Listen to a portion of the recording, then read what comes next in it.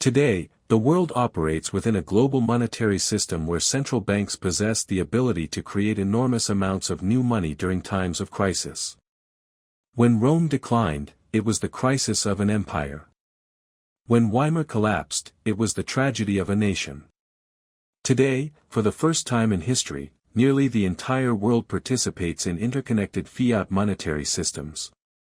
There is no second empire waiting beyond the horizon. There is nowhere else to escape.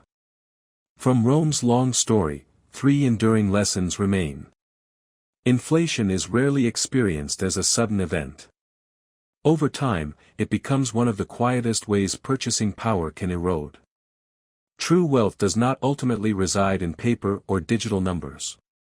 When currencies lose trust, enduring value is more often found in productive land, useful skills, knowledge, craftsmanship, and businesses capable of creating real goods and services. And finally, no system is eternal. A Roman living during the empire's golden age would have laughed at the suggestion that the mighty denarius could one day lose the trust of the people. Yet history reminds us that confidence often fades slowly. Until suddenly, it is gone. Financial systems decay in much the same way. Trust weakens. Contracts become uncertain. Commerce slows. Institutions lose legitimacy. Long before barbarians ever reached Rome's gates, something far more important had already been wounded. The spirit of its money. The true assassin was never waiting outside the walls. It had always been hiding inside the treasury. History does not repeat itself. But if we fail to understand its rhythm, its whispers, and its warnings, it may quietly consume us all the same. 4. The modern illusion, the fiat system. So, what does any of this have to do with us? Are we truly so far removed from these distant chapters of history? In 1971, the United States severed the dollar's final connection to gold. In that quiet moment, the global financial system crossed a point of no return. The dollar, and eventually nearly every major currency on earth, became fiat money. The word fiat comes from Latin. It means, "Let it be done." Its value rests not upon gold, not upon silver, but upon governmental authority and our shared belief that it will continue to hold value. And just as Rome's emperors once discovered, governments operating within fiat systems often gain far greater flexibility to expand spending and debt. Today's banknotes, and even the digital numbers glowing on our screens, may appear unchanged. Yet over time, inflation has quietly reduced purchasing power. A single dollar in 1971 possessed the buying power of several dollars today. The symbols remain the same. The logos remain the same. But the value beneath them slowly changes. Modern systems often describe inflation as growth. Rising wages are celebrated as prosperity while the rising costs of housing, food, and everyday life quietly erode purchasing power. Record-breaking stock markets are presented as evidence of universal wealth, even though many households own few financial assets and continue struggling beneath growing debt. The prophecy fulfilled. 3. The circle of darkness expands, Weimar and Zimbabwe. History is not a straight line. It is a dark circle that echoes through the centuries. The curse that first emerged in Rome's imperial mints would one day knock upon the doors of the modern world. Germany. Crushed beneath the burden of war reparations and economic collapse, the government turned to the printing press.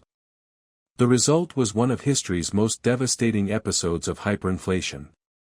By the autumn of 1923, a loaf of bread that had once cost a single mark required billions. Workers carried their wages home in wheelbarrows. The savings of an entire lifetime became almost worthless. When money loses its meaning, society itself begins to fracture. Despair spread through the nation, creating conditions that would later contribute to the rise of Adolf Hitler. Then came Zimbabwe. The same illusion. The same arrogance. Another government convinced that wealth could simply be printed into existence. Inflation climbed to an almost unimaginable annual rate measured in sextillions of percent. Prices doubled with astonishing speed. Banknotes bearing values of $100 trillion circulated through the country, yet often failed to purchase even the simplest necessities. Eventually, the currency itself ceased to function. 2. The Great Illusion and the Collapse of Alchemy. The emperor's portrait remained unchanged. But the soul of the metal was slowly hollowed out. The numbers whisper the anatomy of this financial suicide. Under Emperor Augustus, the denarius contained nearly 95% pure silver. Trust was complete. By the beginning of the 3rd century, that purity had fallen to roughly 50%. By the middle of the century, the silver content had dropped below 5%. What had once been a sacred piece of precious metal had become little more than a bronze disc covered with a thin wash of silver. The illusion failed. Human beings possess an instinctive ability to sense when trust has been betrayed. The markets recognized the deception. Then the ancient shadow awoke. Inflation. Prices did not soar because goods suddenly vanished. They soared because money itself had become a lie. A measure of wheat that had once cost a single denarius now required dozens, then hundreds, of coins. This was never an abstract economic theory. It was the slow destruction of ordinary Roman lives. The legions grew restless as their wages lost their meaning.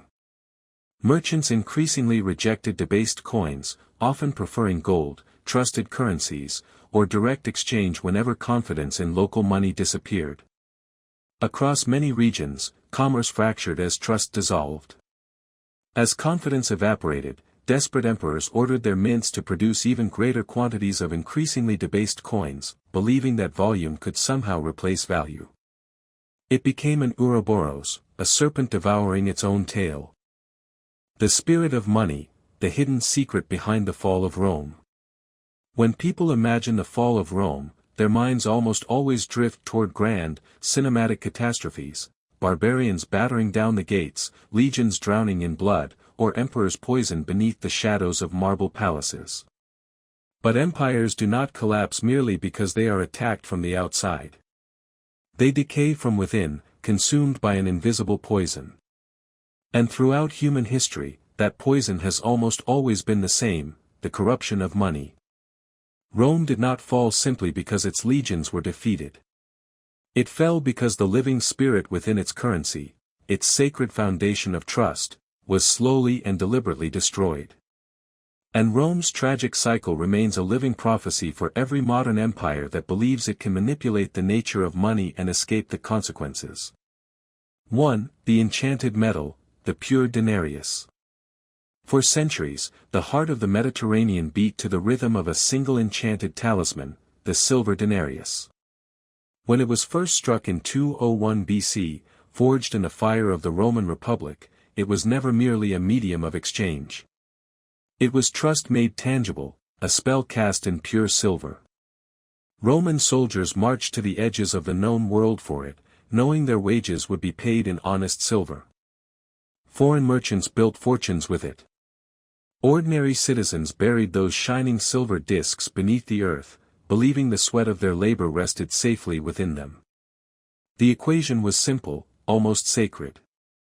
As long as people believed in Rome's eternal greatness, they believed in its money. The strength of the sword and the purity of silver had been sealed together. Yet the hunger for power is never satisfied. Maintaining a vast empire demanded unimaginable wealth. Legions stationed along the Rhine and the Danube consumed endless treasure. An ever-growing bureaucracy devoured the imperial treasury. Relentless wars drained what remained. Tax revenues